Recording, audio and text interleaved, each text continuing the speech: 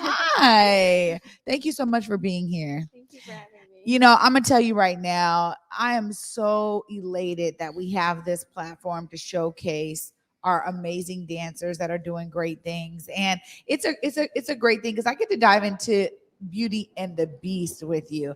Such a classic story. Tell us about your experience in this production. Yeah. So I play the role of Belle. There's two casts. I'm also a court woman. It's been great. It's been so fun.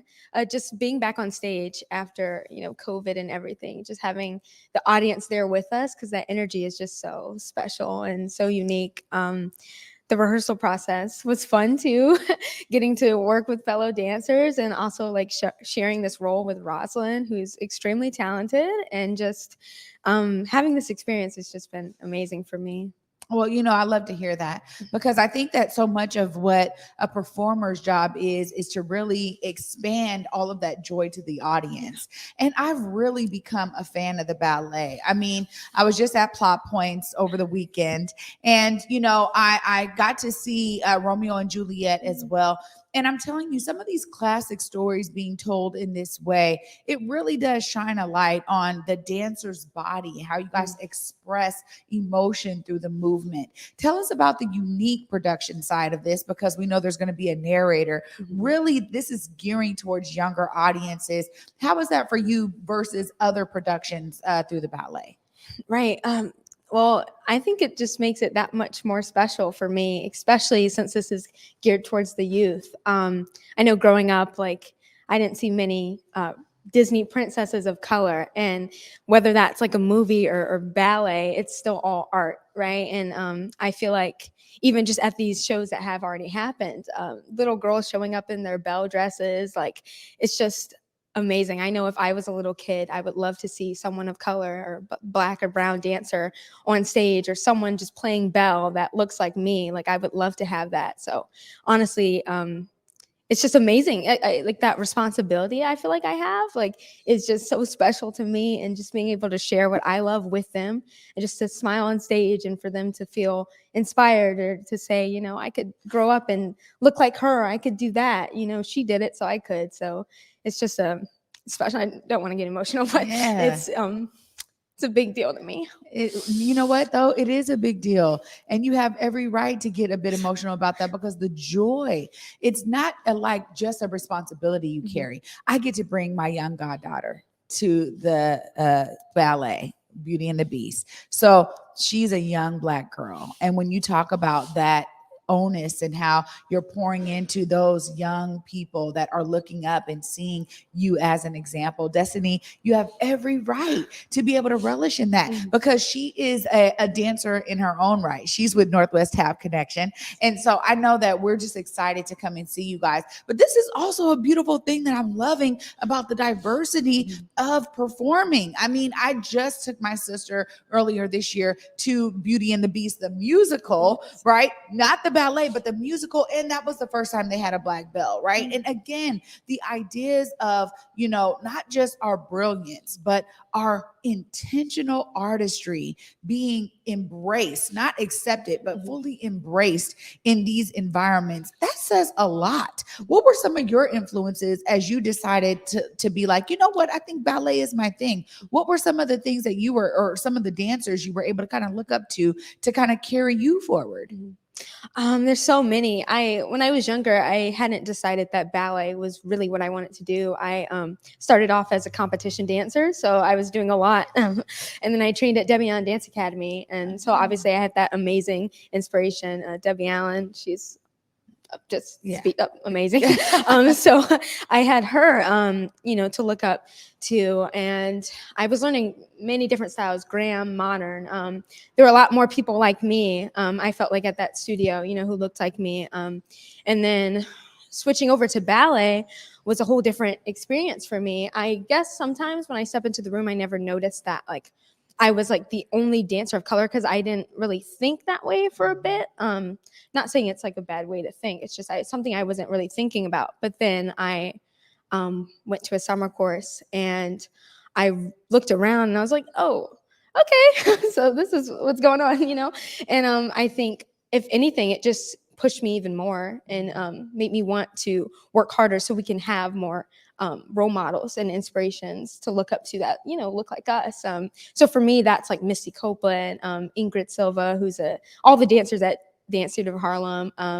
But when I was younger, for sure, it was Alvin Ailey. That dance company for me was just like weight in the water. Everything about them was just that. Like the way I felt sitting in those seats, like watching them perform, whether that was ballet, modern, hip hop, jazz, whatever the style is, I knew I wanted to do that. Yeah. To inspire someone, like how I felt. Yeah, and to think that they're going to be here, this weekend. Mm-hmm. It's just for me, I'll tell you, as a young theater kid myself, I didn't have enough examples. And there was Felicia Loud, who I saw in 5th grade, Roll of Thunder, Hear My Cry, downtown. And I remember being like, oh my gosh, she was a powerhouse. She was singing, she was acting, she was emoting in such this raw way, because that's such a hard story, right? And she was playing this lead character, and I just saw myself in that. So I understand where you're coming from wholeheartedly, and it's a beautiful thing. I mean, what can the audience expect out of Beauty and the Beast when they come and see this show? Just an amazing story.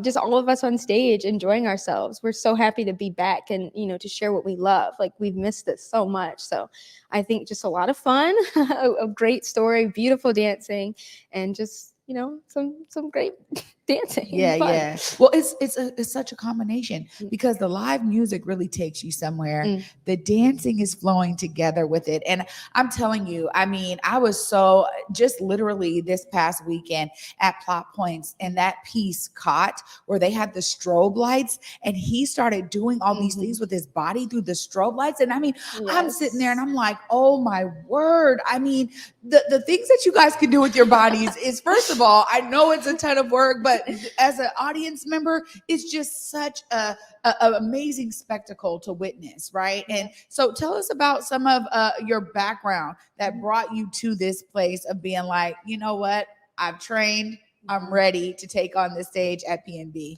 Right. Well, I trained at Coburn Dance Academy in LA, and that's where I feel like my ballet training really was like, I was getting there with it. I was trying to do better.